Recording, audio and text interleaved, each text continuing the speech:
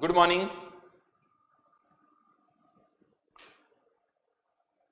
तो last class के अंदर मैंने आपको रेट्स के बारे में बताया था।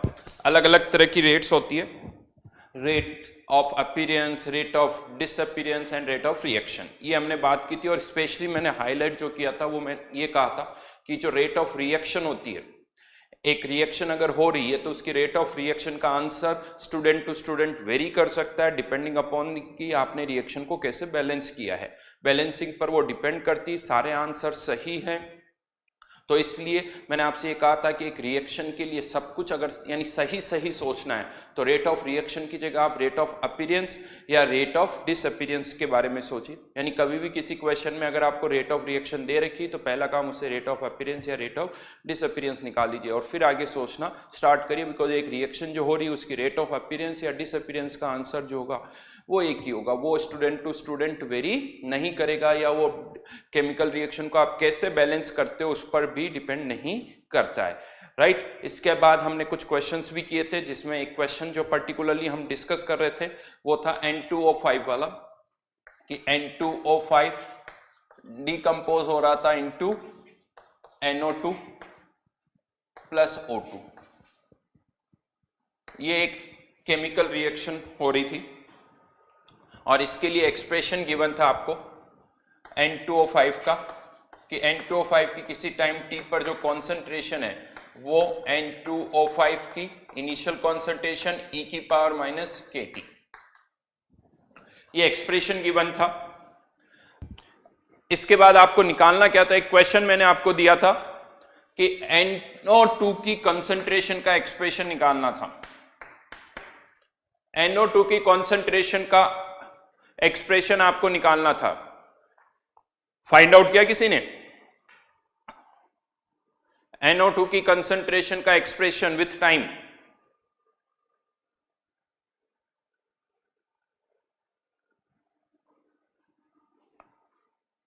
कोई आंसर? सही। चलिए मैं बताता हूं कैसे आएगा।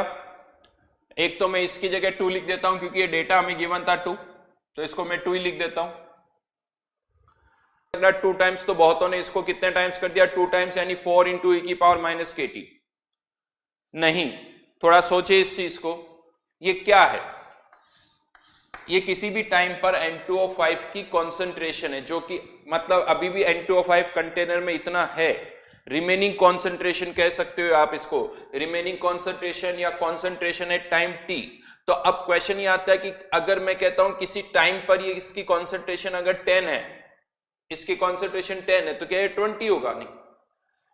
यहां पर हम ये कहते हैं कि अगर इसकी कॉन्सेंट्रेशन A है और उसमें से अगर X रिएक्ट कर जाता है तो इसकी कॉन्सेंट्रेशन कितनी होगी? 2x, यानी जो पार्ट रिएक्ट कर रहा है उसका डबल। क्या रिमेनिंग है उसका डबल NO2 की कंसंट्रेशन होगी? क्या ये जो रिमेनिंग पार्ट है उसकी डबल NO2 की कंसंट्रेशन होगी? क्या नहीं। जो पार्ट रिएक्ट कर चुका है उसकी डबल किसकी कॉन्सेंट्रेशन होगी? NO2 की। तो क्या ये N2O5 की रिएक्टेड कॉन्सेंट्रेशन है? नहीं, ये N2O5 की रिमेनिंग कॉन्सेंट्रेशन है। इसकी डबल NO2 की कंसेंट्रेशन नहीं होगी।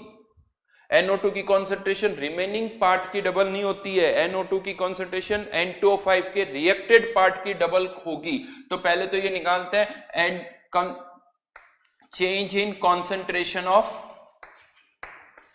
N2O5, कि N2O5 की कॉन्सेंट्रेशन में कितना चेंज हो रहा है। यानी बेसिकली आप कह सकते हो X हमें निकालना है, तो N2O5 की इनिशियली कॉन्सेंट्रेशन कितनी थी? 2, इनिशियल कॉन्सेंट्रेशन 2, और किसी टाइम t पर कितनी? ये टाइम t पर रिमेनिंग कॉन्सेंट्रेशन, तो initial concentration minus time t पर कॉन्सेंट्रेशन 2 इंटू ई की पावर माइनस kT। ये change in concentration of N2O5 है, ये किसी टाइम पर N2O5 की कॉन्सेंट्रेशन है। इस चेंज को जनरली हम क्या लिख देते हैं? X, ये X हो गया ये। तो अब NO2 की कॉन्सेंट्रेशन जितना N2O5 रिएक्ट करेगा उसकी जस्ट डबल, तो concentration of NO2 at any time will be double of this, यानी 2 into 2 minus 2 e की पावर माइनस kT, ये आंसर होगा। और अगर आपको ऑक्सीजन की कंसंट्रेशन निकालनी है तब यही, इसके 2 से 1 तो हाफ, यानी x से x by 2, तो यहां पर ये 1 by 2, 2 minus 2 e की पावर माइनस kT। दो वर्ड्स अलग से बोलने हैं आपको, पहले ये दो वर्ड्स दिमाग में अच्छी तरह से, यानी कॉन्सेंट्रेशन कौन सी बात कर रहे हो आप। एक होती है इनिशियल कॉन्सेंट्रेशन, ये जो है N2O5 की इनिशियल कॉन्सेंट्रेशन है t इक्वल्स टू 0 पर। ये क्या है, किसी टाइम t पर N2O5 की कॉन्सेंट्रेशन, N2O5 की कॉन्सेंट्रेशन। देन अब आपको एक और टर्म यूज करनी, change in concentration of N2O5, N2O5 की कॉन्सेंट्रेशन में चेंज, वो कैसे निकलेगा, चेंज हमेशा कैसे निकलता है, खासकर रिएक्टेंट की मैं बात करूं तो इनिशियल माइनस फाइनल, वैसे चेंज हमेशा फाइनल माइनस इनिशियल निकालते हैं, लेकिन यहां पर हमें पॉजिटिव वैल्यू निकालनी है, इसलिए initial minus final, that is change in concentration. अब प्रोडक्ट की कॉन्सेंट्रेशन हमेशा आप किससे निकालते हो, प्रोडक्ट की कॉन्सेंट्रेशन हमेशा हम किससे निकालते हैं, रिएक्टेंट की कॉन्सेंट्रेशन में चेंज से।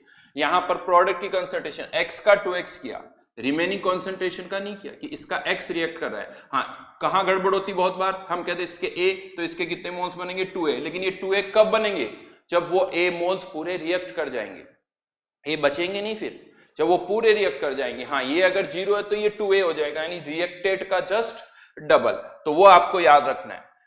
ये एक सिंपल सा तरीका, वैसे एक तरीका और है, एक तरीका और है, क्या कोई इजी मेथड है कि e की पावर निकालने के लिए, e की पावर निकालने का कोई इजी मेथड नहीं होता। आपको e की पावर का मतलब ही क्या होता है, एंटी लॉग आप ले रहे हो, उसका कोई इजी मेथड नहीं होता, कैलकुलेटर या लॉग टेबल ही यूज करनी पड़ेगी। हाँ, यहां पर लेकिन इसका मैं एक तरीका और बता रहा हूं, ये तो हमने कॉन्सेंट्रेशन से डायरेक्ट कॉन्सेंट्रेशन को रिलेट किया, आप चाहो तो पहले रेट को रिलेट कर सकते हो। जैसे मुझे पता 1/2, अब मैं रेट की बात कर रहा हूं, dN2O5 at time t divided by dt equals to 1/4 dNO2 upon dt।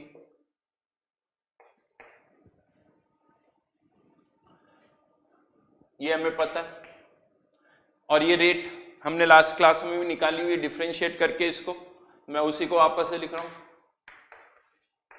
इसको डिफरेंशिएट करोगे तो 2k e की पावर माइनस kt, और माइनस साइन यहां पर फिर से आएगा, equals to 1/4 dNO2 t upon dt। 2 से 2 कैंसिल, माइनस से माइनस, तो ये 4k e की power minus kt into D T equals to dNO2 into T.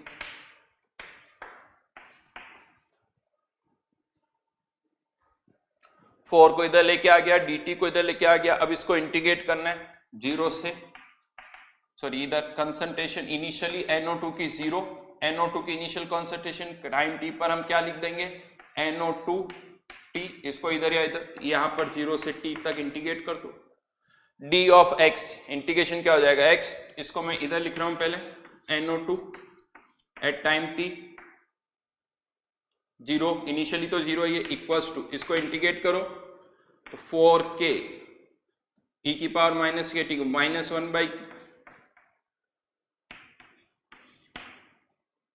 और e की पावर माइनस kt 4। अब लिमिट पुट कर दो, कैसे के तो कैंसिल, माइनस साइन है तो पहले लोअर लिमिट पुट करूंगा तो 1 माइनस, फिर ये e की पावर माइनस kt।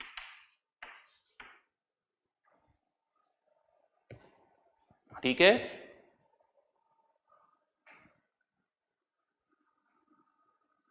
तो ये एक तरीका है, हाँ थोड़ा लेंथी है, ये फास्ट था, बट दोनों तरीके आपको आने चाहिए, दोनों तरीके आपको आने चाहिए। मैं फिर से कहूंगा, यहां पर बहुतों को इसमें कंफ्यूजन होता है, कॉन्सेंट्रेशन और रेट पता ही नहीं चलता कि कॉन्सेंट्रेशन की बात करें या रेट की बात करें। ये बहुत अच्छा क्वेश्चन मैंने आपको दिया है, इस क्वेश्चन को आप बहुत अच्छी तरह से देखोगे तो कंफ्यूजन जो है, बहुत सारे कंफ्यूजन आपको आपके क्लियर हो जाएंगे कि रेट, एवरेज रेट और इंस्टेंटेनियस रेट दोनों में डिफरेंस, कंसंट्रेशन और रेट का डिफरेंस, कंसंट्रेशन और इंस्टेंटेनियस रेट का डिफरेंस, तो ये आपको क्लियर हो जाएगा। तो इसलिए यहां पर ये बहुत बेसिक सा लेकिन बहुत अच्छा सा क्वेश्चन है, अच्छी तरह से करिए। क्या पूछा जा रहा है, यहां पर मैंने रेट को इक्वेट किया है, यहां पर रेट इक्वेट करके फिर हमने इसको सॉल्व किया है। ये रेट यहां पर पुट किया है, यहां पर डायरेक्ट किससे रिलेट कर दिया, कॉन्सेंट्रेशन से। तो इस क्वेश्चन के अंदर अगर हम देखें, इस क्वेश्चन के अंदर अगर हम देखें कि अब ये पूरा जो क्वेश्चन है, इस पूरे क्वेश्चन के अंदर जो हम सॉल्व कर पा रहे हैं, एक इंपॉर्टेंट इंफॉर्मेशन जो दे रखी है वो ये है कि N2O5 का कॉन्सेंट्रेशन के साथ वेरिएशन, ये वेरिएशन हमें गिवन है, ये वेरिएशन हमें गिवन है 2e⁻⁻kt, और इससे हमने सब कुछ फाइंड आउट किया है। तो क्वेश्चन अब यही आता है कि ये कॉन्सेंट्रेशन का टाइम के साथ जो वेरिएशन यहां पर गिवन है इस क्वेश्चन में, ये कहां से आया। अगर ये कॉन्सेंट्रेशन का टाइम के साथ वेरिएशन अगर हमें पता चल जाए तो हमारी सारी प्रॉब्लम सॉल्व हो जाएगी। किसी भी टाइम पर हम कॉन्सेंट्रेशन फाइंड आउट कर सकते हैं और इसको डिफरेंशिएट करके लिख दिया, जैसे यहां पर मैंने ये लिखा हुआ है, अगर हम इसको डिफरेंशिएट करके लिख देते हैं ये वाला पार्ट, तो हम किसी भी टाइम पर रेट फाइंड आउट कर सकते हैं कि इंस्टेंटेनियस रेट क्या होगी, किसी भी टाइम पीरियड में हम एवरेज रेट निकाल सकते हैं, यानी सब कुछ जो हम फाइंड आउट करना चाहते हैं वो कर सकते हैं, प्रोवाइडेड हमें क्या पता होनी चाहिए, कंसंट्रेशन का टाइम के साथ वेरिएशन। ये कैसे पता चलता है ये अब हमें देखना है। तो अब हमारा टारगेट क्या है, कंसंट्रेशन टाइम के साथ कैसे वेरी करती है, ये अब हमें फाइंड आउट करना है। तो इसके लिए लिखिए रेट लो, हेडिंग डालिए rate low.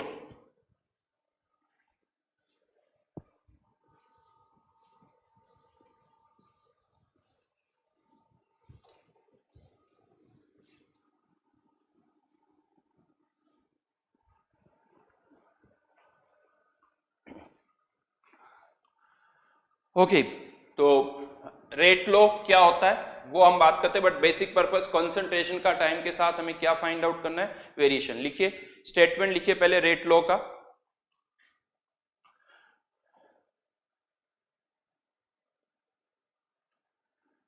Rate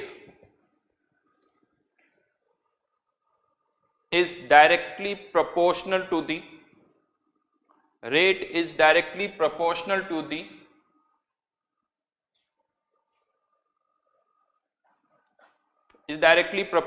the product of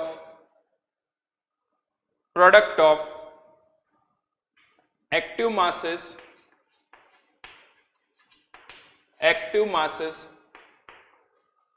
of reactants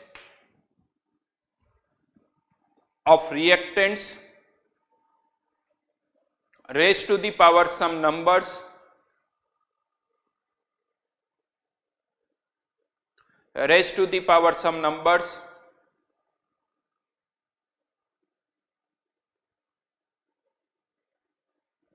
या इसमें ऐड कर दिया each raised to the power some numbers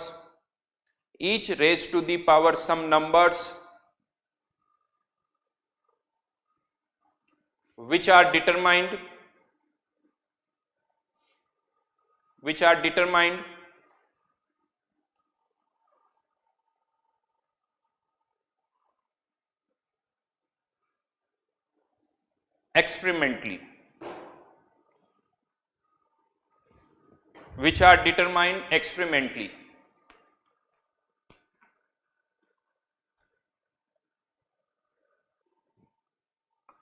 experimentally, each raised to the power some numbers which are determined experimentally। क्या मतलब है इसका, सेंटेंस का मतलब क्या, वो अब मैं आपको समझा रहा हूं। बहुत सारी बातें जो मुझे आपको बतानी, वन बाय वन करके स्टेप बाय स्टेप करके मैं आपको बताऊंगा। लेट्स से ये कोई केमिकल रिएक्शन हो रही है, A moles of A plus B moles of B converting into C moles of C। ये कोई केमिकल रिएक्शन है। तो यहां पर जो रेट लो कह रहा है वो ये कह रहा है कि जो रेट होगी is directly proportional to the active masses of reactants, product of active masses of reactant, in fact active mass of A, active mass of B, product of active masses of reactants, each raised to the power some numbers P and Q, let's say these are some numbers which are determined experimentally।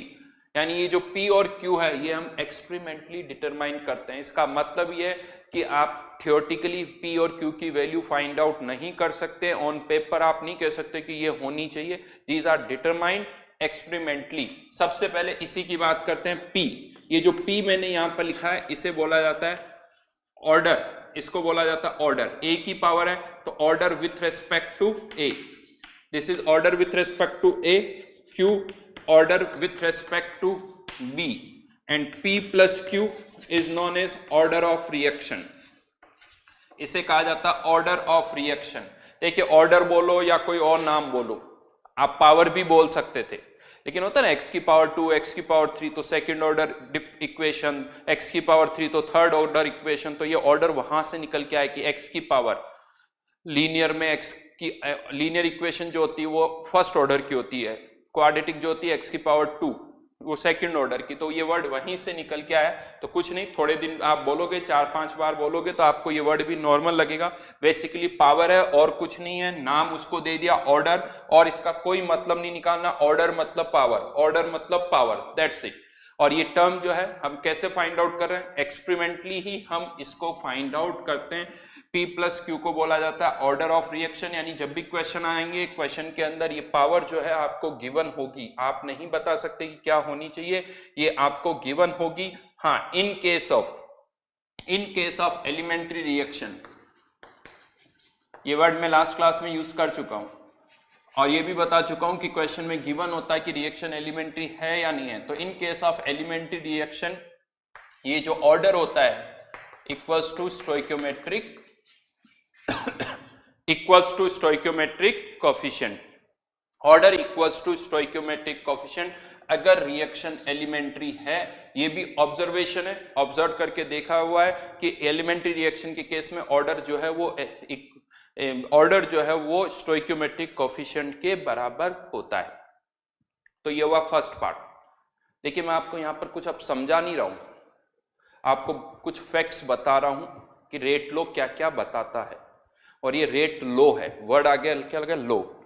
इस लो का मतलब ये होता है कि कुछ observed facts है जो हम यहां पर लिख रहे हैं, थ्योरी नहीं है। थ्योरी में समझाया जाता है, लॉजिक होता है, यहां हम कोई लॉजिक नहीं दे रहे हैं, जस्ट मैं आपको इंफॉर्मेशन दे रहा हूं जो कि आपको याद रखनी है कि फर्स्ट ये ऑर्डर क्या होता है वो मैंने आपको बताया ऑर्डर के बारे में, और कहा कि एक एलिमेंट्री रिएक्शन के केस में ऑर्डर जो होता है equals to stoichiometric coefficient, right.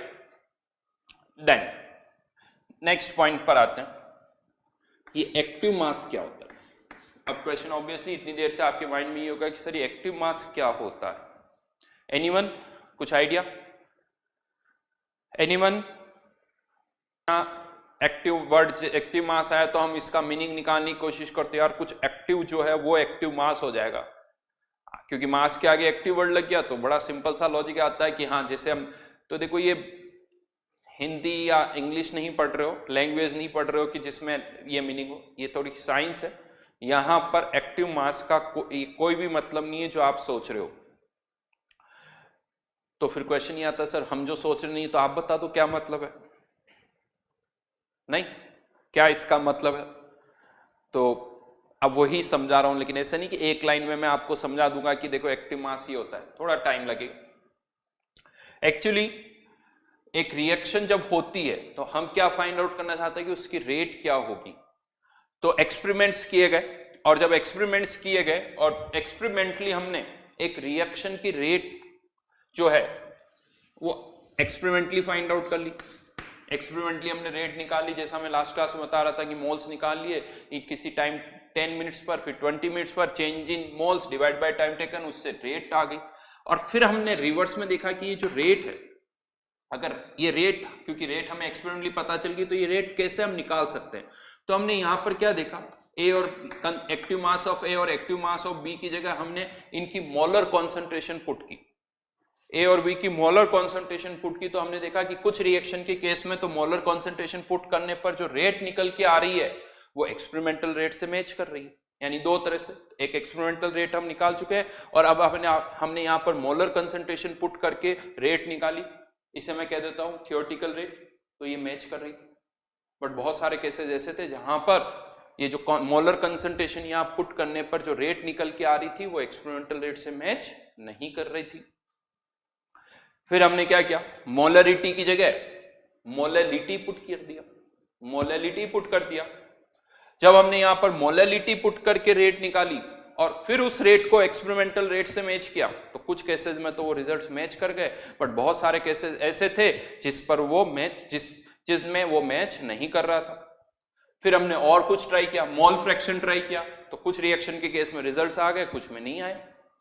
यानी प्रॉब्लम ये हो रही कि हमें ये नहीं पता चल रहा है कि हम यहां पर क्या पुट करें जिससे जो रेट हो वो एक्सपेरिमेंटल रेट से मैच कर जाए, वो रेट जो है वो एक्सपेरिमेंटल रेट से मैच कर जाए, ये नहीं पता चला। किसी केस में मोलरिटी पुट करने पर आंसर आ जाता है, किसी केस में मोल फ्रैक्शन पुट करने पर आंसर आ जाता है, तो किसी और केस में पता ही नहीं चल रहा। यानी बहुत सारे केसेस तो ऐसे थे जहां पर हमें ये भी नहीं पता चल रहा कि मोलरिटी पुट करें, मोल फ्रैक्शन पुट करें, हमें नहीं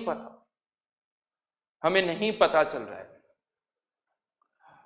तो फिर क्या किया गया, जो रेट लॉ है, यूं कह दो रेट लॉ के अंदर हमने यहां पर दो वेरिएबल इंट्रोड्यूस कर दिए और कह दिया कि ये क्या है, एक्टिव मास।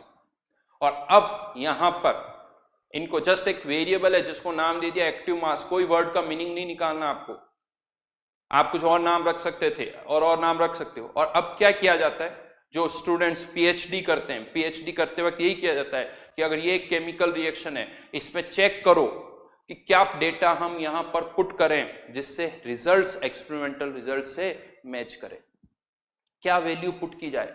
अब जैसे मोलरिटी मैच नहीं कर रहा, लेट से मोलरिटी मैच नहीं कर रहा, तो हम क्या करें, मोलरिटी को किसी फैक्टर से मल्टीप्लाई करो, किसी फैक्टर से मल्टीप्लाई कर दो, और फिर मोलरिटी को किसी फैक्टर से मल्टीप्लाई करें और उससे हम क्या निकाले, एक्टिव मास, और उसको पुट करने से आंसर आ रहा है, तो वो फैक्टर फाइंड आउट करो कि कौन से फैक्टर से मल्टीप्लाई करने पर ये जो रिजल्ट्स है वो एक्सपेरिमेंटल रिजल्ट से मैच कर जाएंगे। अगर आप ये एफ फैक्टर फाइंड आउट कर सको तो बहुत अच्छी बात है।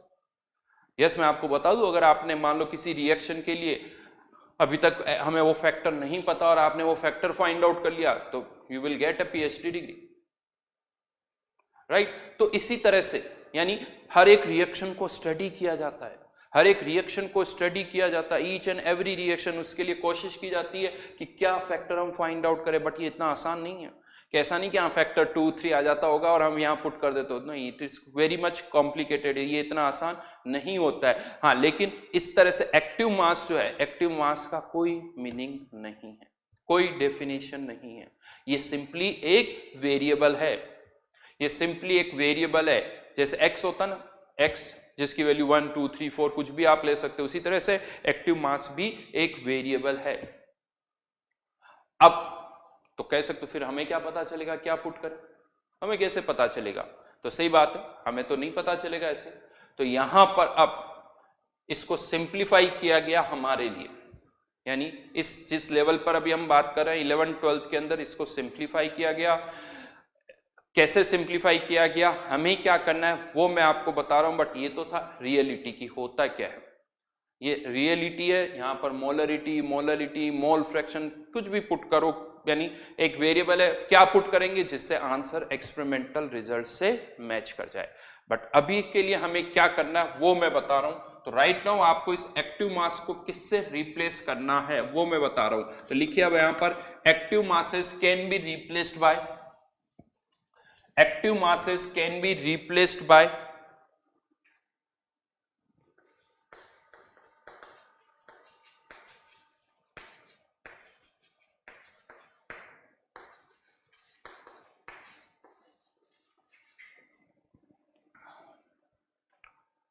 first for gases. For gases, active masses can be replaced by either molar concentration or partial pressure. Molar concentration और पार्शियल प्रेशर, यानी अगर कोई गैसियस सब्सटेंस है, गैसेस इन्वॉल्व है, तो यहां पर एक्टिव मास की जगह आप या तो उनकी मोलर कॉन्सेंट्रेशन पुट कर दो या उनका पार्शियल प्रेशर पुट कर सकते हो, दोनों एक दूसरे के प्रोपोर्शनल होते हैं ऑब्वियसली, दोनों यानी दोनों में से आप कोई भी यहां पर यूज कर सकते हो। तो मोलर कॉन्सेंट्रेशन या फिर partial pressure for gases, for ions या सॉल्यूट, यानी किसी सॉल्यूशन के अंदर हम बात कर, सॉल्यूट मतलब जो किसी सॉल्यूशन का पार्ट हो, तो in case of ions molar by molar concentration only, active mass को किससे रिप्लेस कर सकते हो, मोलर कॉन्सेंट्रेशन से। And third for solid, pure liquid and solvent, solid, pure liquid and solvent.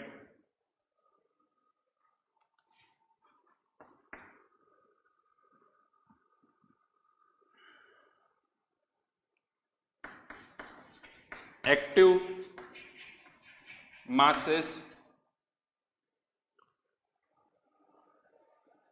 are constant, active masses are constant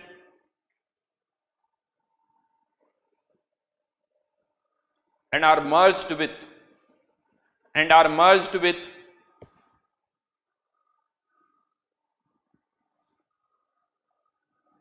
proportionality constant and are merged with proportional। चलिए एक एक example मैं ले लेता हूं तीनों कैटेगरी का, तीनों कैटेगरी का एक एक एग्जाम्पल मैं यहां पर ले रहा हूं। फर्स्ट में तो कोई डाउट ही नहीं है, फर्स्ट में कोई डाउट नहीं है, मेरे हिसाब से बड़ा सिंपल सा ही केस है। H2 plus I2 converting into HI, ये कोई रिएक्शन है, सभी ऐसे है यहाँ पर। तो यहाँ पर जो रेट है, रेट इज प्रोपोर्शनल टू, यहाँ पर आप कॉन्सेंट्रेशन ऑफ H2I2, लेकिन इनका पावर नहीं पता है, इनकी पावर हमें नहीं पता है, स्टोइकोमेट्रिक कोएफिशिएंट के इक्वल नहीं करोगे, हो सकता है ये 1-1 हो, हमें नहीं पता, तो H2। या फिर एक और ऑप्शन क्या है, यहाँ पर आप इनका पार्शियल प्रेशर भी यूज कर सकते हो, P, और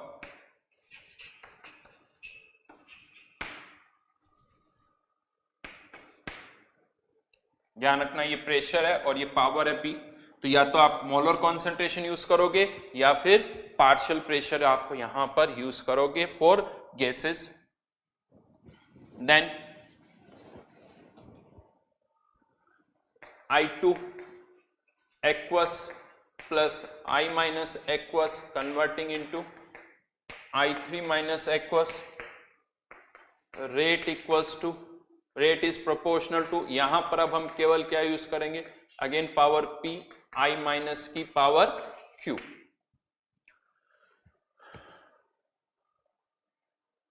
I माइनस की पावर Q और I2 की पावर P, तो P और Q यहां पर हो गया फॉर आयंस या कोई सॉल्यूट है जो कि किसी सॉल्वेंट में है, ठीक है। तो यहां पर ही हो गया third, carbon solid plus O2 converting into CO2। इसकी अगर हम बात करें तो रेट प्रोपोर्शनल टू, अब यहां पर एक्टिव मास ऑफ कार्बन की power P, active mass of oxygen की पावर Q, लेकिन यहां पर अब मैं कह रहा हूं कि एक्टिव मास ऑफ कार्बन, ये तो टर्म क्या रहेगी, कांस्टेंट रहेगी, तो इसको कांस्टेंट टर्म को अलग से लिखने की जरूरत नहीं है, इसको किस में मर्ज कर दो, प्रोपोर्शनलिटी कांस्टेंट के अंदर ये टर्म मर्ज हो गई, तो बचेगा क्या, एक्टिव मास ऑफ ऑक्सीजन, और इस एक्टिव मास ऑफ ऑक्सीजन को आप अगेन या तो कॉन्सेंट्रेशन की टर्म में लिख सकते हो या प्रेशर की टर्म में आप यहां पर लिख सकते हो, इसको लिखने की जरूरत नहीं है। यानी कभी भी रेट का जब हम एक्सप्रेशन लिखते हैं तो उस रेट के एक्सप्रेशन में अगर कोई सॉलिड है तो वो एक्सप्रेशन में आएगा ही नहीं, प्योर लिक्विड नहीं आएगा और सॉल्वेंट जो है वो नहीं आएगा, ये तीनों जो है सब्सटेंस वो रेट के एक्सप्रेशन में नहीं आते हैं, बिकॉज रेट जो है वो इनकी अमाउंट पर डिपेंड नहीं करती। मतलब इसको यूं समझ लीजिए आप सिंपल सा कि कोई carbon solid plus oxygen react कर रही है, ये रिएक्ट करी, कंटेनर में आपने क्या किया, कार्बन सॉलिड डाल दिया और ऑक्सीजन गैस डाल दी, कार्बन सॉलिड डाल दिया और ऑक्सीजन गैस डाल दी, तो यहां पर अब क्या होता है, ऑक्सीजन का प्रेशर चेंज होने पर तो रेट चेंज होती है, लेकिन कार्बन सॉलिड का मास चेंज होने पर रेट में कोई चेंज नहीं होता है। रेट जो है वो कांस्टेंट रहती है, वो उसके अमाउंट पर डिपेंड, यानी 1 किलोग्राम कार्बन डालो या 2 किलोग्राम कार्बन डालो, हम देखते हैं कि रेट में कोई चेंज नहीं हुआ है। लेकिन अगर ऑक्सीजन का प्रेशर 1 एटमॉस्फेयर की जगह 2 एटमॉस्फेयर कर दिया तो रेट जो है वो चेंज हो जाती है, यानी रेट ऑक्सीजन के प्रेशर पर डिपेंड कर रही है बट कार्बन के अमाउंट पर डिपेंड नहीं कर रही है, वो कांस्टेंट है, तो उसको हमने यहां से हटा दिया और केवल किस पर डिपेंड करा है, O2। अगेन मैं बता दूं फिर से, ये सब हम ऑब्जर्व फैक्ट्स है जो मैं आपको बता रहा हूं कि हाँ, या इवन इसमें थोड़ा सा मैं ऐड कर दूं, ऐसा नहीं कि बिल्कुल भी कार्बन के अमाउंट पर डिपेंड नहीं करता, वो करता है थोड़ा बहुत, कार्बन सॉलिड की अमाउंट पर भी रेट डिपेंड करती है लेकिन वो बहुत कम करती है, उसके कारण कोई मेजर चेंज नहीं हो रहा है। इसीलिए राइट नाउ हम ये कह रहे हैं कि हाँ, सॉलिड, प्योर लिक्विड और सॉल्वेंट, इस पर रिएक्शन की रेट जो है वो डिपेंड नहीं करती है, तो आपको कभी भी इनको एक्सप्रेशन में नहीं लिखना है। तो फाइनली यहां पर क्या हुआ, पहले मैंने आपको ऑर्डर एक्सप्लेन किया कि ऑर्डर क्या होता है, दूसरा मैंने आपको क्या एक्सप्लेन किया, एक्टिव मास क्या होता है, एक्टिव मास है, इसके लिए मैंने आपसे कहा था आज के बाद कभी कोई डेफिनेशन नहीं दोगे, कोई आपसे पूछे एक्टिव मास क्या होता है तो सीधा सा आंसर एक्टिव मास होता है और कुछ भी नहीं, या ज्यादा से ज्यादा कह दो कि एक वेरिएबल है जिसकी वैल्यू कुछ भी हो सकती है, हमें नहीं पता वो कभी मोलरिटी, कभी मोललिटी, कभी मोल फ्रैक्शन या कभी कुछ और, हमें नहीं पता है वो किसके बराबर होगा। हाँ, हमें राइट नाउ क्या करना है, तो एक्टिव मास को कब किससे रिप्लेस करना है वो मैंने आपको बता दिया कि एक्टिव मास को हम कब किससे रिप्लेस कर सकते हैं। वैसे इस चैप्टर के अंदर ज्यादातर हम मोलर कॉन्सेंट्रेशन यूज करेंगे, इवन प्रेशर भी कम यूज किया जाता है, मोलर कॉन्सेंट्रेशन ही हम यहां पर ज्यादा यूज करेंगे। तो चलिए, दो बातें यहां पर हम डिस्कस कर चुके हैं, दो बातें मैं आपको बता चुका हूं कि ऑर्डर क्या होता है, एक्टिव मास क्या होता है। अब आगे बढ़ रहे हैं, इसको आगे बढ़ाते हैं, नेक्स्ट पॉइंट पर आते हैं।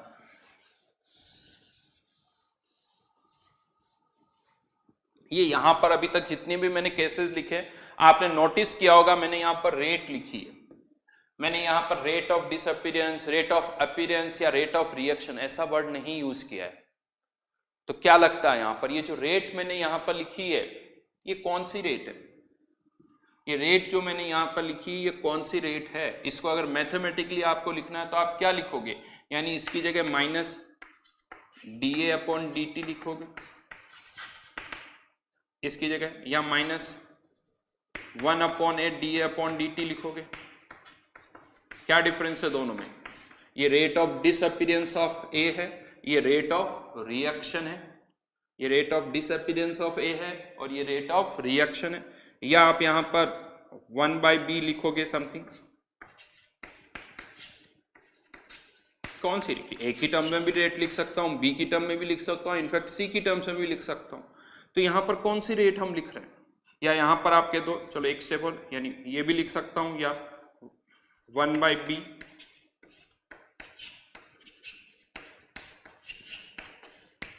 ए बी सी डी, चार ऑप्शन है, ए बी सी डी, कौन सी रेट लिखोगे यहां पर, 1 बी सी डी, इस रेट की जगह। क्वेश्चन मेरा क्लियर आई थिंक,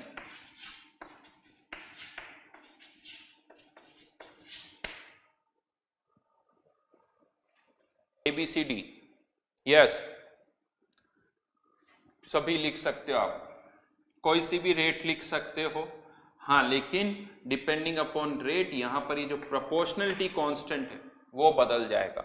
अगर आपने यहाँ पर रेट ऑफ डिसअपीयरेंस ऑफ ए लिखा तो एक तो यहाँ पर इस प्रोपोर्शनलिटी कांस्टेंट को हम बोलते हैं रेट कांस्टेंट, क्या बोला जाता है इसे, रेट कांस्टेंट, रेट कांस्टेंट। लेकिन इस रेट कांस्टेंट की कांस्टेंट वैल्यू डिपेंड करेगी कि ये rate constant with respect to A है, विथ रेस्पेक्ट टू बी है या विथ रेस्पेक्ट टू सी है। यानी यहां पर अब मैं इसको ऐसे लिख सकता हूं, ए की पावर पी बी की पावर क्यू, सब में ए की पावर पी बी की पावर क्यू, ये तो वही रहेगा, ये चेंज नहीं होगा। लेकिन प्रोपोर्शनलिटी कांस्टेंट जो है वो चेंज होगा, वो डिपेंड करेगा कि आप कौन सी रेट यहां पर लिख रहे हो, उस पर डिपेंड करेगा। अगर यहाँ पर रेट ऑफ रिएक्शन है तो ये rate constant with respect to reaction, ये rate of disappearance of B है तो rate constant with respect to B, और यहाँ पर फिर से रेट ऑफ रिएक्शन आ गई तो ये के आर, यानी रेट कांस्टेंट जो है वो इस पर डिपेंड करेगा। रेट कांस्टेंट की वैल्यू ए के रेस्पेक्ट में अलग होगी, बी के रेस्पेक्ट में अलग होगी, रिएक्शन के रेस्पेक्ट में अलग होगी, सबके लिए रेट कांस्टेंट की वैल्यू यानी यहां पर ये डिपेंड करता है कि आप रेट कांस्टेंट कौन सा यूज कर रहे हो। हाँ, यहां पर एक कंफ्यूजन होता है सर कांस्टेंट वैल्यू कैसे वेरी कर सकती, तो के ए कांस्टेंट है, इसकी वैल्यू वेरी नहीं कर रही। के आर कांस्टेंट है, इसकी वैल्यू चेंज नहीं हो रही, बट के ए की कांस्टेंट वैल्यू अलग है, के आर की वैल्यू अलग है। तो यहां पर आप कोई सी भी रेट यूज कर सकते हो। कौन सी रेट हम यूज करेंगे वो अब इस पर डिपेंड करेगा कि हमें रेट कांस्टेंट कौन सा दे रखा है। हमें rate constant with respect to अगर ए दे रखा है तो हम rate of disappearance of A लिखेंगे। हमें rate constant with respect to reaction दे रखा है तो हम रेट ऑफ रिएक्शन यहां पर लिखेंगे। हाँ, यहां पर आप चाहो तो इस के ए को किससे रिलेट कर सकते हो, के आर से रिलेट कर सकते हो। कैसे, थोड़ा सोच के देखो। इस ए को इधर लाके मल्टीप्लाई कर दो तो यहां पर भी minus D A upon D T, यहां पर भी minus D A upon D T, तो ये ए इधर आ गया तो के ए इक्वल्स टू क्या आ गया यहां पर, ए मल्टीप्लाइड बाय के आर। सिमिलरली यहां पर भी आप कर सकते हो, के बी को इधर लाके तो K B equals to B times K R. तो अगर मुझे रिलेट करना है तो यहां पर K A divided by A equals to K R, और यहां पर भी के बी हो जाएगा के बी डिवाइडेड बाय बी। तो यहीं से हम कह सकते हैं के सी डिवाइडेड बाय सी। तो जैसे आप दो रेट को रिलेट करते हो, रेट ऑफ अपीयरेंस और रेट ऑफ डिसअपीयरेंस को इक्वेट करना है तो किससे डिवाइड कर देते हैं, उनको उनके स्टोइकियोमेट्रिक कोएफिशिएंट से डिवाइड कर सकते हैं। उसी तरह से दो रेट कांस्टेंट को भी रिलेट करना है तो उनको उनके स्टोइकियोमेट्रिक कोएफिशिएंट से डिवाइड कर दो, रेट कांस्टेंट को भी डिवाइड करके आप इक्वेट कर सकते हो। तो अगर rate constant with respect to A पता है तो यहां से विथ रिस्पेक्ट टू बी या सी या विथ रिस्पेक्ट टू रिएक्शन आप फाइंड आउट कर सकते हो। लेकिन फिर से यहां पर भी मैं बता दूं, ज्यादा अच्छा है हम rate constant with respect to A B या सी यूज करें क्योंकि ये चेंज नहीं होंगे। लेकिन rate constant with respect to reaction हमेशा रिएक्शन की बैलेंसिंग के साथ चेंज हो जाएगा। रिएक्शन की बैलेंसिंग बदल दी तो के आर की वैल्यू बदल जाएगी, लेकिन के ए के बी के सी, हाँ किसी एक गिवन रिएक्शन के लिए ये जो वैल्यू है के ए फिक्स्ड है, के बी फिक्स्ड है, के सी फिक्स्ड है। हाँ, ये के ए की वैल्यू तभी चेंज होगी जब टेम्परेचर चेंज होगा। तो एक लाइन आप यहां पर लिख सकते हो आप, rate constant for a given reaction, rate constant for a given reaction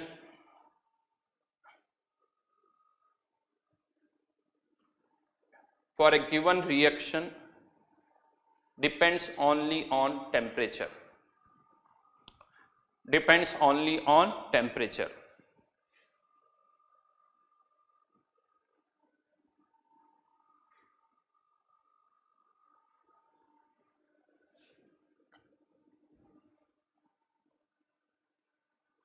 तो ये केवल टेम्परेचर पर ही डिपेंड करता है फॉर ए गिवन रिएक्शन। के ए तभी चेंज होगा जब टेम्परेचर चेंज करोगे, के बी तभी चेंज होगा जब टेम्परेचर चेंज करोगे। अदरवाइज मतलब क्या हुआ इसका, यूं समझ लो कि अगर आपने ए की कंसंट्रेशन बढ़ा दी, ए की कंसंट्रेशन कम कर दी, बी की कंसंट्रेशन बढ़ा दी, कम कर दी, कंटेनर का वॉल्यूम बढ़ा दिया, कम कर दिया, रेट कांस्टेंट में कोई चेंज नहीं होगा। तो इसको आप ऐसे भी लिख सकते हो, डिपेंड्स ओनली ऑन टेम्परेचर। फिर एक और लाइन लिख दो, it is independent of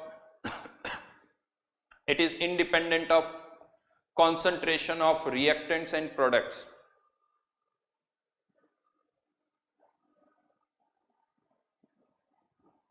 concentration of reactants and products।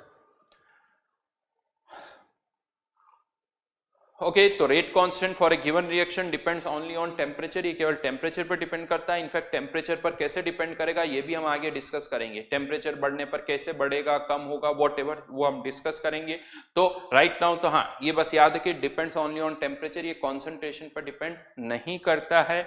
अगर अगेन यहाँ पर मैं आपको बता दूं, लास्ट ईयर जो जेईई के पेपर्स हुए उनमें इस पर बहुत सारे क्वेश्चन आए, इन पर बहुत सारे क्वेश्चन आए कि रेट कॉन्स्टेंट पता ही नहीं होता।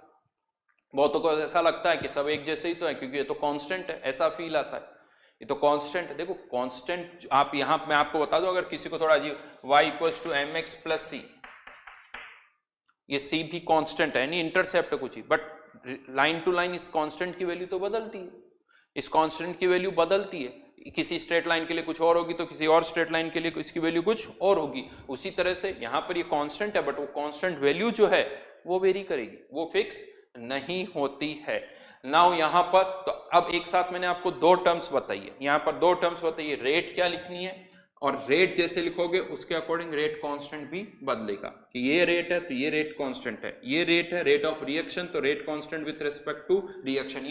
ये वर्ड्स बोलने होंगे आपको, rate constant with respect to A, rate constant with respect to B, rate constant with respect to reaction, जैसे rate of appearance, rate of disappearance या रेट ऑफ रिएक्शन हम वर्ड यूज करते हैं, उसी तरह से यहाँ पर आपको रेट कांस्टेंट वर्ड भी यूज करना होगा।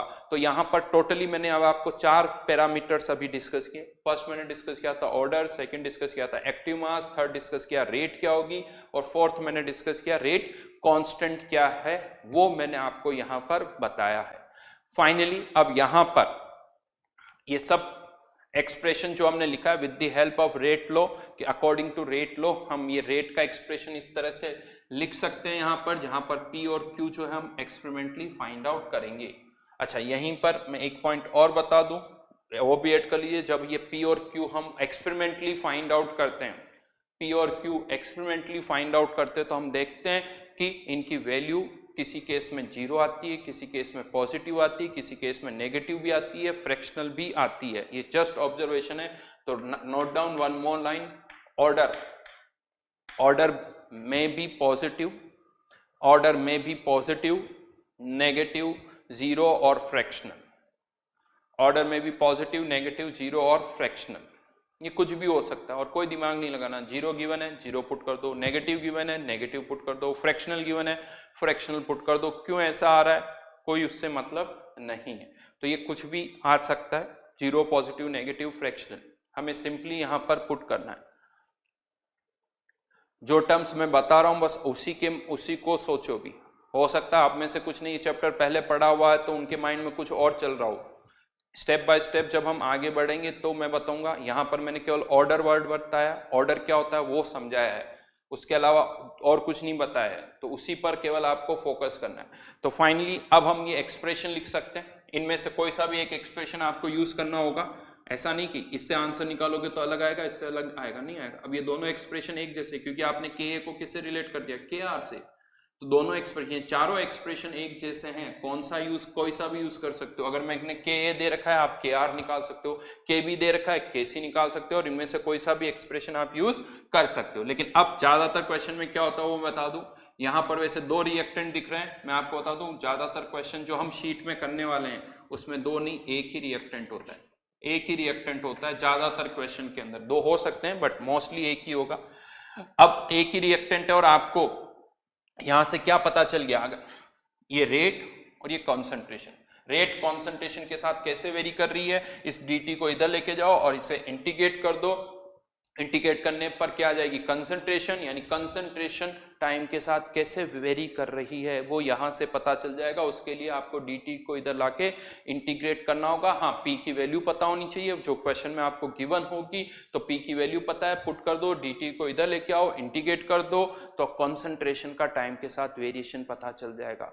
यस, जो हमारा पर्पस था वो यहां से सॉल्व हो रहा है, जो पर्पस था वो सॉल्व हो रहा है। लेकिन सब कुछ थियोरेटिकली नहीं हो रहा है, एक्सपेरिमेंटल हेल्प चाहिए, हमें ऑर्डर पता होना चाहिए। वो ऑर्डर गिवन होगा तो हम फाइंड आउट कर सकते हैं।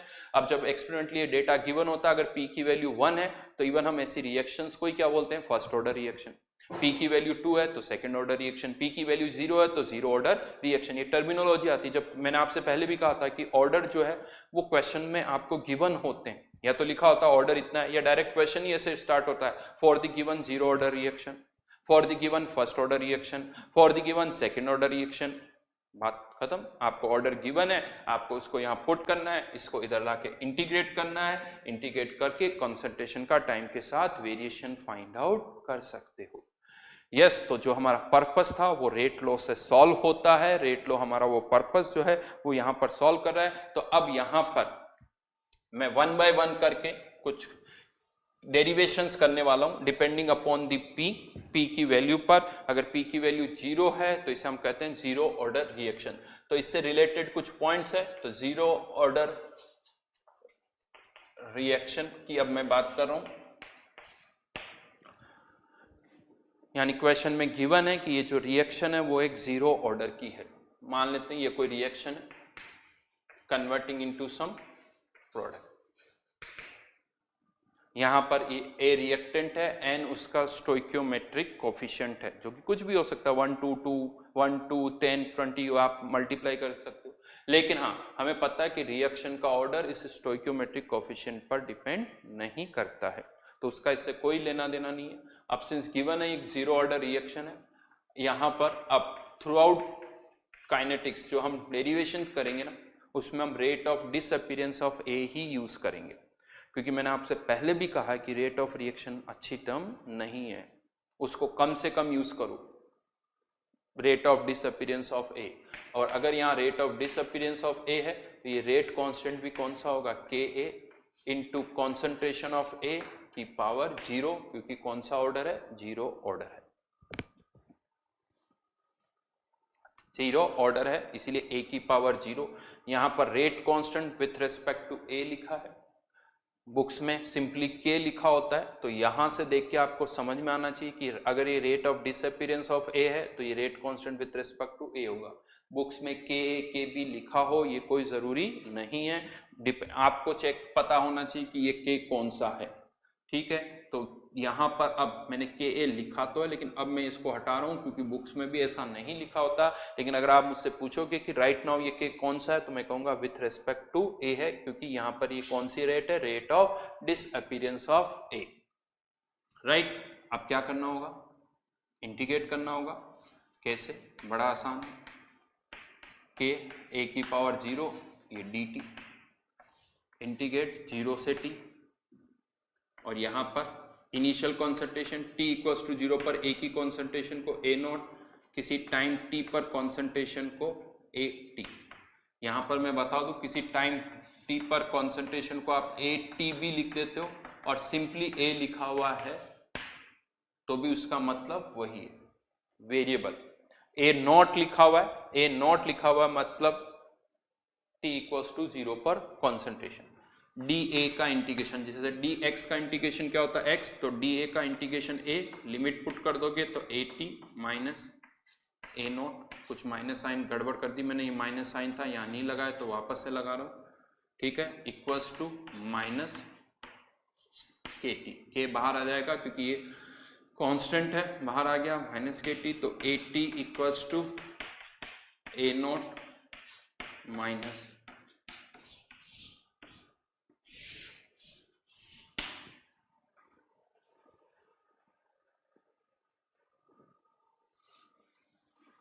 क्या जीरो ऑर्डर रिएक्शन में एक है, बट राइट नाउ हम जितने भी डेरिवेशन कर रहे हैं हम उसमें एक ही रिएक्टेंट ले रहे हैं, बट ये कोई जरूरी नहीं कि जीरो ऑर्डर में हमेशा एक ही रिएक्टेंट हो, 2 रिएक्टेंट भी हो सकते हैं, 3 रिएक्टेंट भी हो सकते हैं, फिर भी रिएक्शन का ऑर्डर जीरो हो सकता है। अभी हम जो डेरिवेशन कर रहे हैं उसमें एक ही रिएक्टेंट है, क्योंकि एक से ज्यादा रिएक्टेंट होने पर डेरिवेशन जो है वो बहुत कॉम्प्लिकेटेड हो जाते हैं।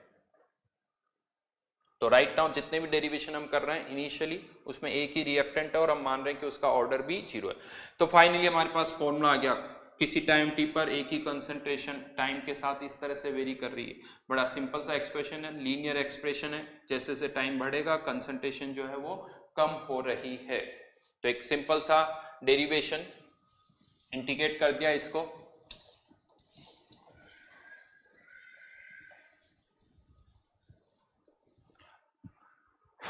इसी डेरिवेशन को एक और तरीके से भी मैं कर सकता हूं। ये जो डेरिवेशन किया इसमें थोड़ा सा और चेंज कर रहे हैं, क्या चेंज है वो मैं बता रहा हूं। ये रिएक्शन है N A converting into some product, किसी इनिशियली एक ही कंसंट्रेशन ए है, टाइम टी तक इसमें से कितना रिएक्ट कर गया एक्स, तो रिमेनिंग कॉन्सेंट्रेशन कितनी हो गई ए माइनस एक्स। यहां पर मैं और फिर से एक बार क्लियर कर देता हूं, ये रिमेनिंग कॉन्सेंट्रेशन है, मतलब किसी टाइम टी पर अगर मैं आपसे पूछूं एक ही कॉन्सेंट्रेशन क्या है तो आंसर क्या होगा ए माइनस एक्स, यानी किसी टाइम टी पर एक ही कॉन्सेंट्रेशन को आप ए टी भी लिख देते हो, कभी कभी ए भी लिख देते हो, और क्या लिख सकते हैं ए माइनस एक्स। और इनिशियल कॉन्सेंट्रेशन को या तो हम ए नोट से लिखते हैं या इनिशियल कॉन्सेंट्रेशन को हम स्मॉल ए से लिखते हैं। ये याद रखना, कोई सी भी टर्म हम यहां पर यूज कर लेते हैं, ये इनिशियल कॉन्सेंट्रेशन, ये टाइम टी पर कॉन्सेंट्रेशन, जो एक्सप्रेशन हमने लिखा था minus D A upon D T equals to K A की पावर 0।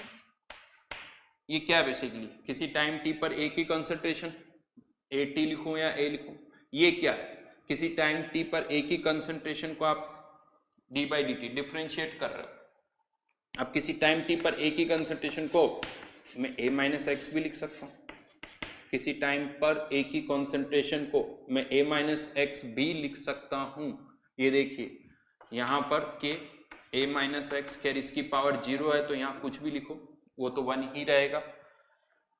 इधर तो आ गया के ए माइनस एक्स की पावर 0, इधर इस ब्रैकेट को ओपन करना होगा क्योंकि डिफरेंशिएट करो D by D T of A minus X, A तो क्या है कांस्टेंट है, तो D by D T of A क्या हो गया 0, D by D T of A हो गया 0, माइनस माइनस प्लस, और यहाँ पर क्या जाएगा D x upon D T, क्योंकि एक्स चेंज हो रहा है, एक्स की वैल्यू चेंज हो रही है। यहाँ पर अब आप फिर से इसको इंटीग्रेट कर सकते हो, डी एक्स इक्वल्स टू के डी टी 0 से t, यहाँ पर t इक्वल्स टू 0 पर कोई चेंज नहीं होगा, तो t इक्वल्स टू 0 पर चेंज 0, टाइम t पर चेंज कितना हो गया x, इसको इंटीग्रेट करोगे तो x इक्वल्स टू के टी, x इक्वल्स टू के टी। ये x क्या है, change in concentration of reactant, ये रिएक्टेंट की कॉन्सेंट्रेशन का चेंज है, x change in concentration of a। यहाँ पर इस फॉर्मूले से एक ही कॉन्सेंट्रेशन में चेंज पता चल रहा है और यहाँ से आपको किसी टाइम t पर एक ही कॉन्सेंट्रेशन पता चल रही है, दोनों फॉर्मूले एक ही है। आप इसको वापस से रीअरेंज कर सकते हो। बेसिकली ये क्या है, माइनस लगा दो तो ये क्या है, change in concentration of A, हाँ उल्टा करना होगा A naught minus A T. Change कितना होता है कॉन्सेंट्रेशन में, इनिशियल कॉन्सेंट्रेशन मतलब initial concentration minus final concentration, तो इसको अगर आप रीअरेंज करोगे तो वो वही चीज आ जाएगी ए नॉट माइनस ए टी, और इसी को हम क्या लिख सकते हैं एक्स। तो ये कोई अलग फॉर्मूला नहीं है, ये एक ही फॉर्मूला है। आपको क्या फाइंड आउट करना है ये इस पर डिपेंड करता है। आपको चेंज इन कॉन्सेंट्रेशन निकालना है, ये फॉर्मूला यूज कर लो। एक ही फाइनल कॉन्सेंट्रेशन निकालनी है, ये फॉर्मूला लिख लो। हाँ ज्यादा आप चाहते हो तो AT निकाल के भी x निकाल सकते हो या x निकाल के भी AT निकाल सकते हो, तो वो आप पे डिपेंड करता है कि आप कैसे क्या करना चाहते हो। ठीक है, तो ठीक है, यहां पर बता रहा हूं एक जीरो ऑर्डर रिएक्शन से रिलेटेड, तो हेडिंग डालिए कैरेक्टरिस्टिक्स ऑफ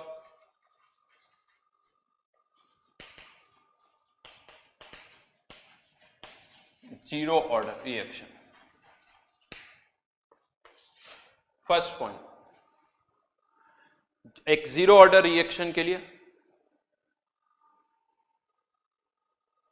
एक जीरो ऑर्डर रिएक्शन की अगर मैं बात करूं तो हमें कैसे पता चलेगा कि ये रिएक्शन जीरो ऑर्डर है। तो जैसा मैंने आपको बताया कि क्वेश्चन में गिवन होगा कि ये जीरो ऑर्डर है या फर्स्ट ऑर्डर या सेकंड ऑर्डर है, लेकिन इसका एक तरीका और है, हो सकता है क्वेश्चन में नहीं लिखा हो कि ये जीरो ऑर्डर है या फर्स्ट ऑर्डर या सेकंड ऑर्डर है, फिर भी हम फाइंड आउट कर सकते हैं।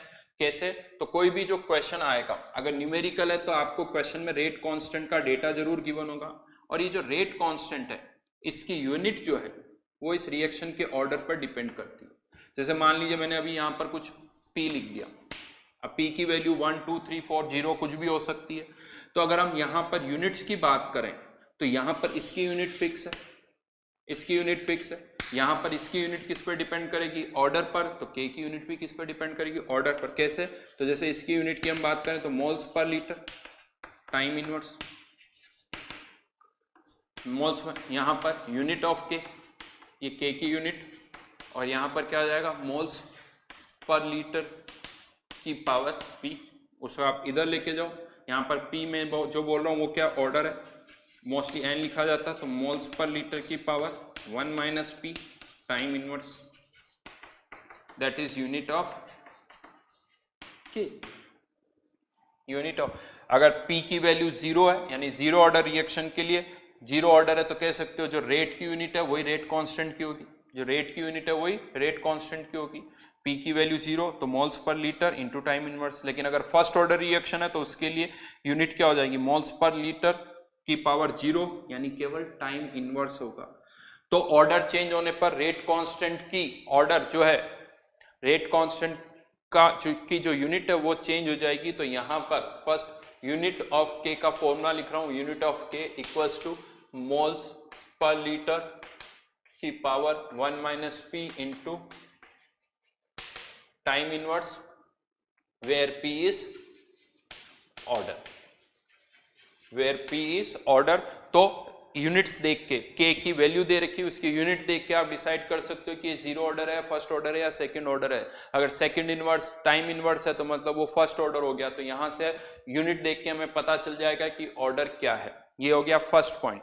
सेकंड पॉइंट पर आते हैं, सेकंड पॉइंट पर आते हैं, कंप्लीशन टाइम। एक रिएक्शन कब कंप्लीट होगी, उसे कंप्लीट होने में कितना टाइम लगेगा, दैट इज कंप्लीशन टाइम। तो यहां पर कंप्लीशन टाइम कैसे, मतलब AT क्या हो जाना चाहिए, कंप्लीट हो जाना चाहिए, मतलब रिमेनिंग कॉन्सेंट्रेशन क्या हो जानी चाहिए, 0। तो फॉर्मूला क्या है, AT equals to A0 minus KT, A0 minus KT, ये क्या हो जाना चाहिए 0। तो T इक्वल्स टू क्या हो जाना चाहिए, A0 माइनस K। कुछ नहीं, अब सारे फॉर्मूला वही है, उन्हीं फॉर्मूले को मैं यहां पर यूज कर रहा हूं। तो इस ये वो टाइम है, ये वो टाइम है जिसमें रिएक्शन जो है वो क्या हो जाएगी, कंप्लीट हो जाएगी। तो this is known as completion time, completion time, right. Then इसी के अंदर एक और टाइम आता है T हाफ, मतलब पता है आप सबको,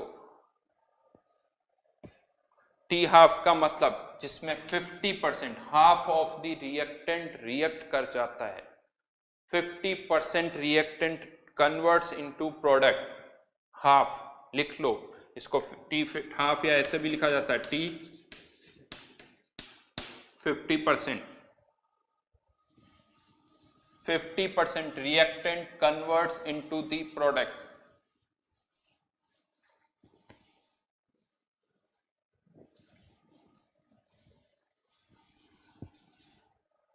ये क्या होगा, 50% कन्वर्ट हो गया, इसका मतलब AT कितना बचा, आधा, मतलब A0/2। फॉर यहां पर AT की जगह क्या पुट कर देंगे, A0/2। तो T हाफ की वैल्यू क्या आ जाएगी, A0/2K, A0/2K। इसे हाफ लाइफ बोला जाता है, जिसमें 50% रिएक्टेंट किस में कन्वर्ट हो गया, प्रोडक्ट में, उसे बोला जाता है हाफ लाइफ, T हाफ बोला जाता है A0/2K। और देखा जाए तो ये जो A0/2K है वो कंप्लीशन टाइम का जस्ट हाफ है, यानी एक रिएक्शन 1 आवर में कंप्लीट हो रही है तो 30 मिनट्स में आधी होगी। लॉजिकल भी है, लेकिन ये सब तब है जब ये जीरो ऑर्डर है। जरूरी नहीं कि जीरो ऑर्डर में जैसा हो वैसा फर्स्ट ऑर्डर में होगा, वैसे ही सेकंड ऑर्डर में होगा, ऐसा नहीं होगा। हाँ, राइट नाउ जीरो ऑर्डर है, 1 आवर में एक रिएक्शन कंप्लीट हो रही है तो 30 मिनट्स में वो 50% होगी फॉर जीरो ऑर्डर रिएक्शन। क्यों ऐसा हो रहा है, क्योंकि जीरो ऑर्डर के केस में जो रेट है, जीरो ऑर्डर के केस में जो रेट है -dA/dt वो कांस्टेंट है, क्योंकि A की पावर यहाँ क्या हो गई 0। तो ये जो रेट है वो कांस्टेंट है। यानी एक और अच्छा सा पॉइंट आप लिख सकते हो, fourth point, for zero order rate is independent of, for zero order rate is independent of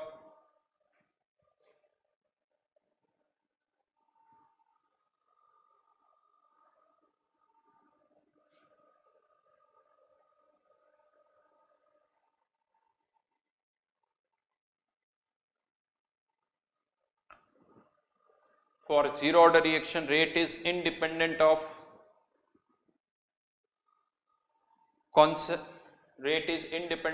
concentration as well as time।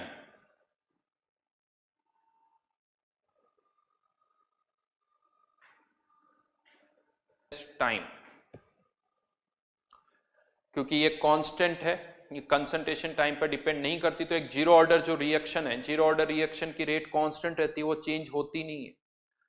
मतलब इसको अभी हम पुट कर सकते हैं कि 1 आवर में अगर लेट से 1 आवर में उसकी किसी के 2 मोल्स रिएक्ट कर गए तो नेक्स्ट 1 आवर में भी 2 मोल्स रिएक्ट करेंगे, नेक्स्ट 1 आवर में भी 2 मोल्स रिएक्ट करेंगे। जब तक रिएक्शन कंप्लीट नहीं हो जाती रेट में कोई चेंज नहीं होगा, यानी हर 1 आवर के अंदर 2 मोल्स ही रिएक्ट करेंगे, उससे ज़्यादा नहीं करेंगे। हाँ, ये रेट तभी चेंज होगी जब रेट कांस्टेंट चेंज होगा, और रेट कांस्टेंट तभी चेंज होगा जब आप टेम्परेचर चेंज करेंगे, अदरवाइज चेंज नहीं होगा।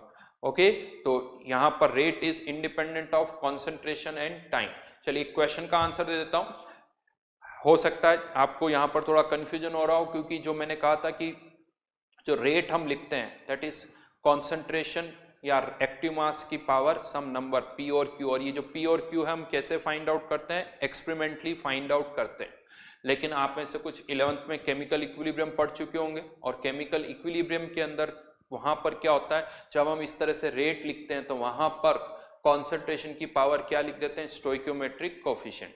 वहां पर कॉन्सेंट्रेशन की पावर स्टोइकियोमेट्रिक कोफिशिएंट ही लगा देते हैं इन केमिकल इक्विलिब्रियम।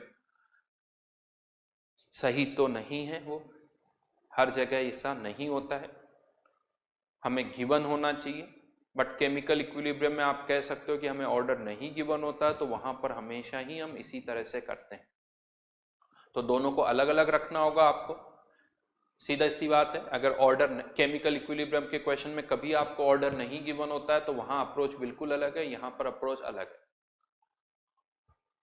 वहां पर फिर से मैं बता दूं, अगर वहां यूं मान लीजिए कि वहां पर ऑर्डर किसके बराबर है, स्टोइकियोमेट्रिक कोफिशिएंट के बराबर है। अगर ऐसा नहीं हुआ तो वहां के आंसर्स फिर जो है वो सागर कि केमिकल इक्विलिब्रियम में और यहाँ पर अप्रोच में अलग अलग है, दोनों अप्रोच अलग है। हाँ, in case of elementary reaction order जो है वो किसके बराबर हो जाता है, स्टोइकियोमेट्रिक कोफिशिएंट से। Clear?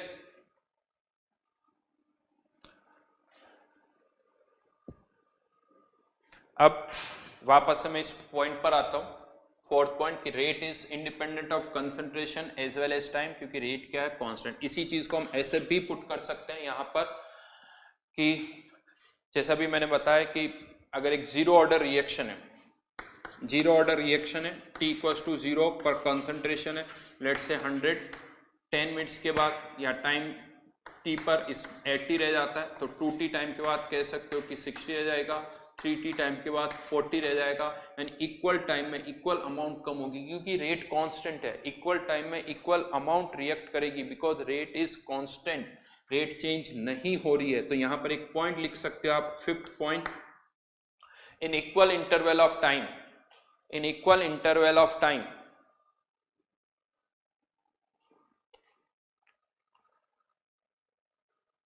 in equal interval of time,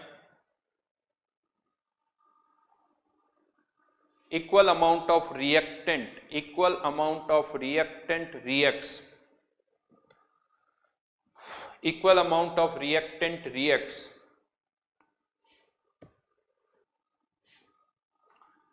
in equal interval of time equal amount of reactant reacts। मतलब 1 आवर में जैसे टी टाइम में 20 मोल्स, तो नेक्स्ट टी टाइम में फिर 20 मोल्स, नेक्स्ट टी टाइम में फिर 20 मोल्स। रेट क्या है, कांस्टेंट है।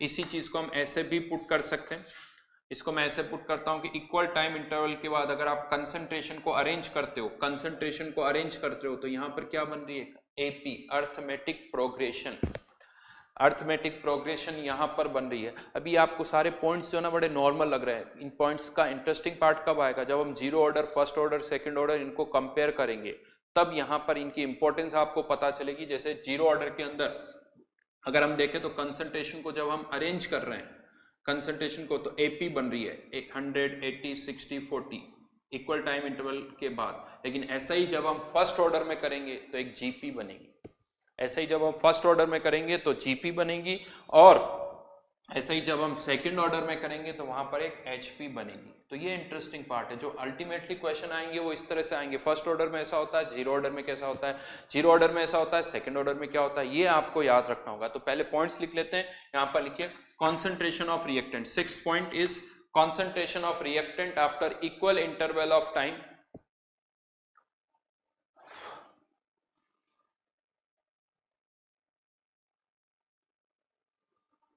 concentration of reactant after equal interval of time,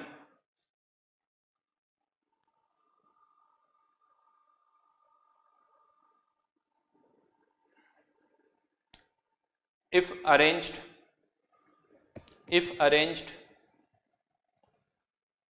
constitute an AP, arithmetic progression,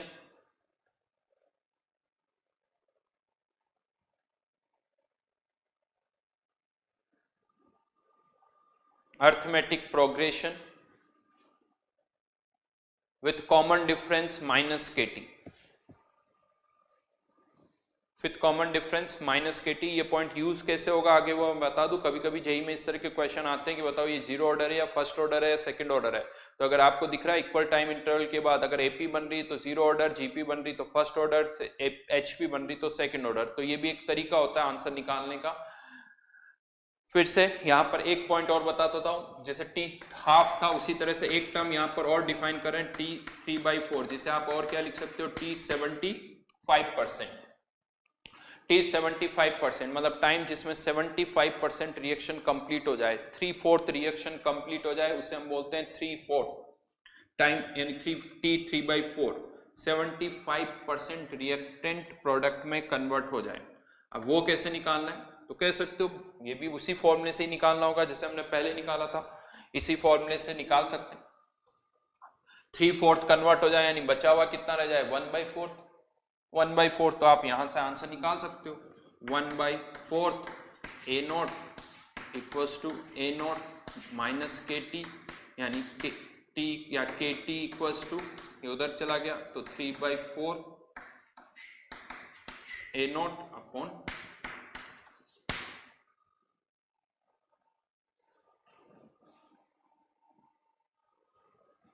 right. लेकिन इसी को अब हम थोड़ा दूसरे तरीके से निकालेंगे। ये भी एक तरीका है, ये भी एक तरीका है टी 3/4 निकालने का, लेकिन इसको अलग तरह से और कैसे निकाल सकते हैं वो मैं बता रहा हूं। तो इस टी 3/4 को आपको ऐसे सोचना है 75%, अगर कोई रिएक्टेंट 75% रिएक्ट कर रहा है तो उसको मैं ऐसे भी बोल सकता हूं कि 50% रिएक्ट हुआ, और फिर उसके बाद अब कितना 50% रिएक्ट होने के बाद कितना 25%। नहीं, इसको हम ऐसे नहीं बोलते 20, हम इसको ऐसे बोलते हैं 50% और फिर 50%। हाँ कंफ्यूजन हो सकता है सर 50% और फिर 50 तो 100% हो गया। नहीं, जब हम 50% प्लस 50% बोलते हैं तो जो बाद वाला 50% है वो उसके रिमेनिंग का 50% है।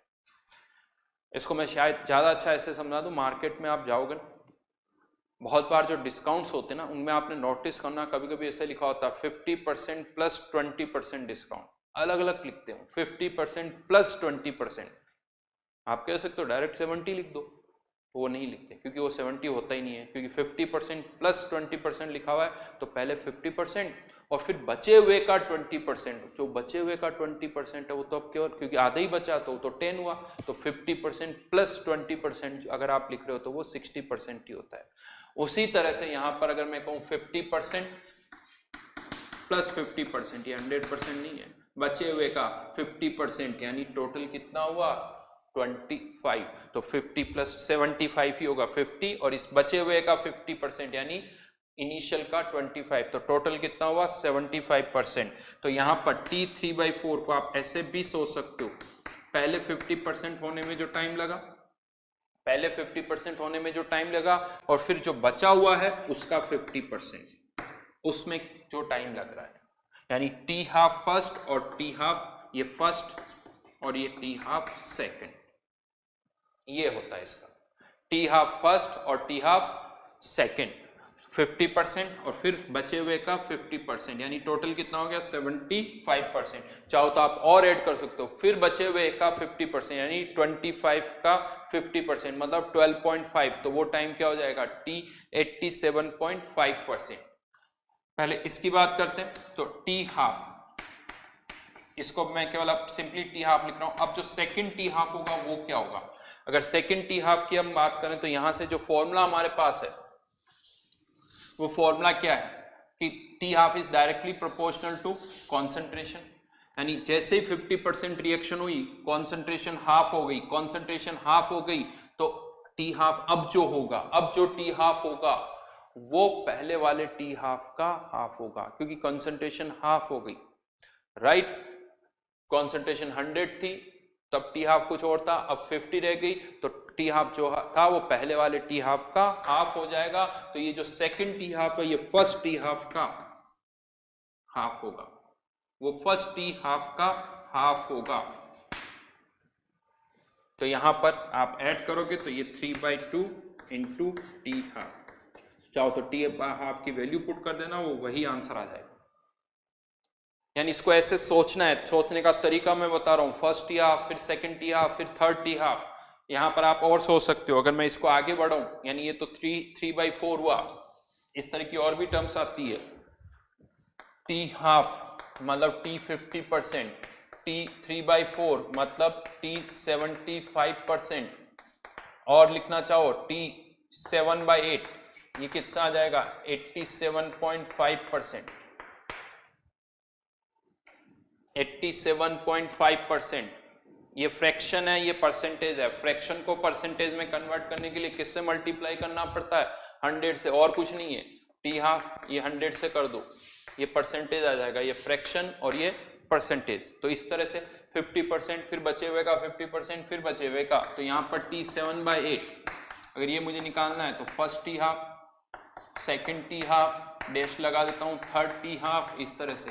अब ये क्या हो जाएगा, फर्स्ट टी हाफ तो ये, second T half, concentration half तो हाफ, फिर कंसंट्रेशन फिर से हाफ, यानी 1/4। मैथमेटिकल है ये सब, कुछ नहीं हो रहा, मैथमेटिक्स इन्वॉल्व हो रही है यहाँ पर, मैथमेटिक्स इन्वॉल्व हो रही है। तो मेनली मैथमेटिकल पार्ट है यहाँ पर। टी 7/8, टी 3/4, फिर से कहूंगा ये जो सारे फॉर्मूले बड़े सिंपल से हैं, लेकिन हाँ, जीरो ऑर्डर में क्या होता है, फर्स्ट ऑर्डर में क्या होता है, सेकंड ऑर्डर में क्या होता है, ये सब आपको पता होना चाहिए।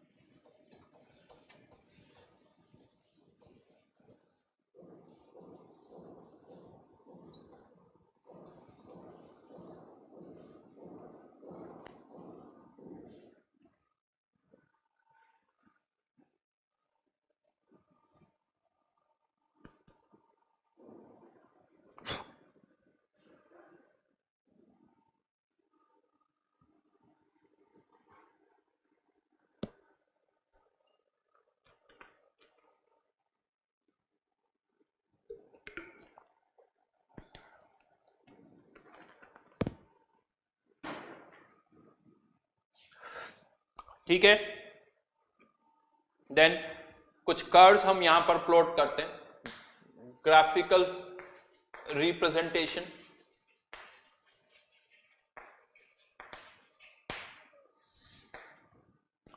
ग्राफिकल रिप्रेजेंटेशन, कुछ कर्व्स आपको अब प्लॉट करने हैं यहां पर, जैसे rate versus time, rate versus concentration,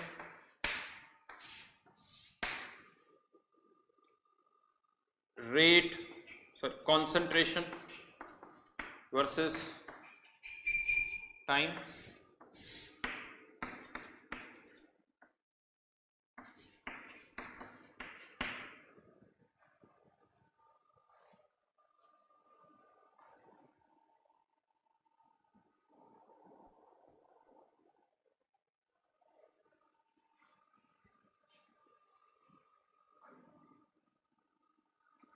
सोचिए। लेकिन कोई भी कर्व प्लॉट करने से पहले इक्वेशन सोचिए, क्योंकि कर्व प्लॉट तभी कर पाओगे जब कोई ना कोई इक्वेशन होगी। तो ऐसा नहीं कि मुझे लग रहा है सर ये कर्व ऐसे होना चाहिए, ऐसा नहीं होना, नहीं, पहले यहां पर इसकी इक्वेशन लिखिए जिसमें रेट और रेट वाली टर्म हो। तो हर एक की इक्वेशन आपके पास होनी चाहिए, फॉर्मूला कह दो, इक्वेशन बोल दो, एक ही बात है। और वो फॉर्मूला लिखो और फिर कर्व के बारे में सोचो, मैथमेटिकली सोचना है यहाँ पर, मैथमेटिकली आपको सोचना है कि किस तरह का कर्व होना चाहिए। तो हर एक का एक फॉर्मूला लिखा होना चाहिए और फिर आपको कर्व प्लॉट करना है। चलिए, रेट वर्सेस टाइम, यहां पर मैंने कहा था इक्वेशन पता होनी चाहिए। जो इक्वेशन है वो हमें पता होनी चाहिए। रेट की इक्वेशन क्या है, तो वही माइनस ये रेट है dA/dt, और एक फर्स्ट ऑर्डर के केस में ये रेट तो क्या है, कांस्टेंट है, a⁻0। तो ये रेट और ये कांस्टेंट, तो ये हॉरिजॉन्टल लाइन, और ये इंटरसेप्ट किसके बराबर होगा, k के बराबर होगा। Then rate versus a,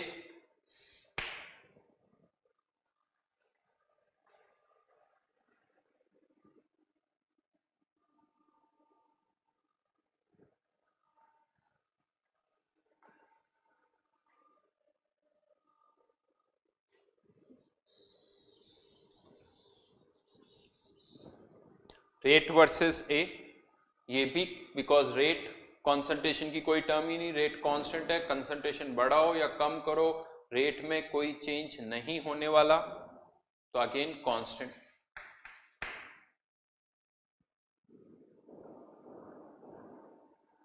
concentration versus time, हाँ इसका फॉर्मूला है हमारे पास AT equals to A0 minus KT।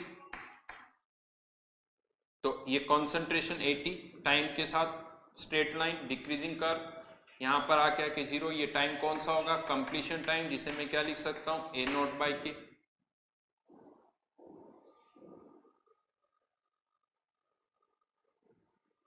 और then T half versus A0, हाँ यही form minus DA upon K, यही फॉर्मूला यूज करोगे यहां पर भी। T half versus A0, T half equals to A0 by 2K। जैसे A0, अब यहां पर ध्यान रखना इस कर्व का थोड़ा फील अलग है।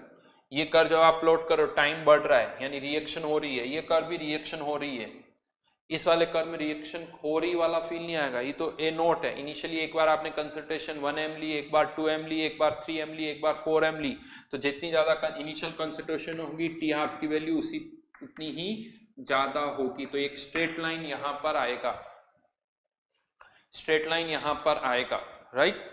कर्व जो होगा स्ट्रेट लाइन होगा। तो ये कर्व है, कभी कभी इस तरह के क्वेश्चंस भी यहां पर आ जाते हैं कि कर्व कैसे होगा, या कर्व देखते हुए बताइए कि जीरो ऑर्डर का है या फर्स्ट ऑर्डर का है या सेकंड ऑर्डर का है। तो कर्व देखकर हमें पता, देन ग्राफिकल रिप्रेजेंटेशन, उसके बाद कुछ एग्जांपल्स की मैं बात करूंगा यहां पर जीरो ऑर्डर के। दो किसी रिएक्शन को देखकर ये बताना कि ये जीरो ऑर्डर है या फर्स्ट ऑर्डर है या सेकंड ऑर्डर है, ये मुश्किल है, बट जीरो ऑर्डर के कुछ स्टैंडर्ड एग्जांपल्स हैं जो हमें याद रखने चाहिए। वो स्टैंडर्ड एग्जांपल्स कौन से हैं वो मैं आपको यहां पर बता रहा हूं। तो examples, first example surface catalysed reaction.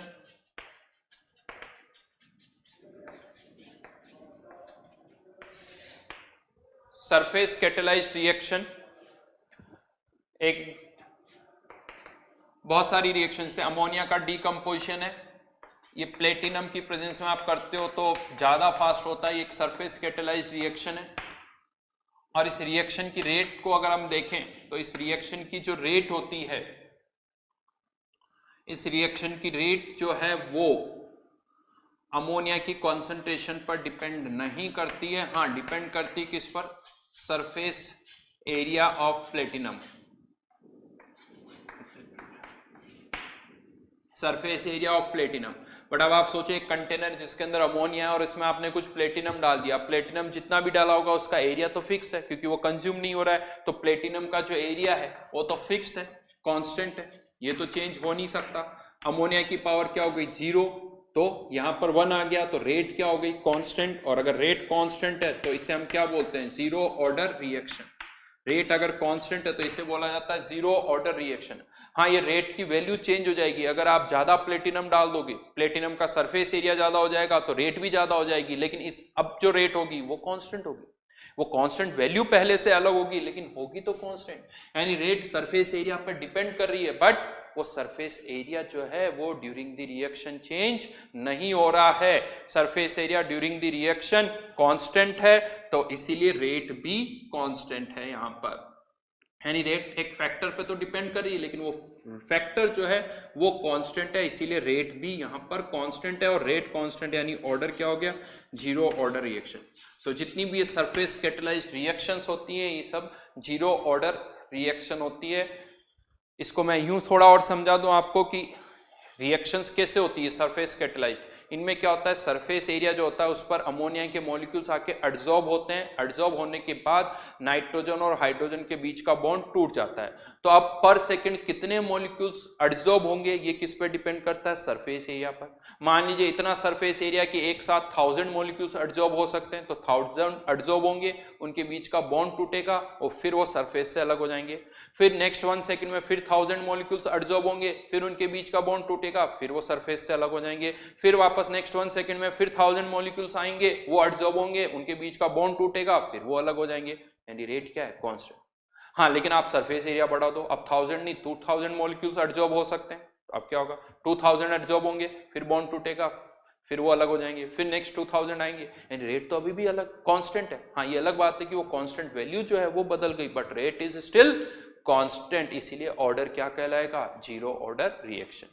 ये एक एग्जांपल मैंने लिया है, इसमें एक दो एग्जांपल और हैं, वो हम नेक्स्ट क्लास में लेंगे क्योंकि अभी का टाइम यहाँ पर हो गया। ठीक है, तो अभी जस्ट थ्योरी है, चैप्टर स्टार्ट हुआ है, होमवर्क भी मैं आपको दूंगा, वेट फॉर इट। अभी केवल आपको इन नोट्स को पढ़ना है, नोट्स को याद करना है, और इसके अलावा कुछ भी होमवर्क नहीं है। इन नोट्स को अच्छी तरह से पढ़िए, और एनसीईआरटी जो है वो आप पढ़ सकते हो, एनसीईआरटी पार्ट आप अभी पढ़ सकते हो।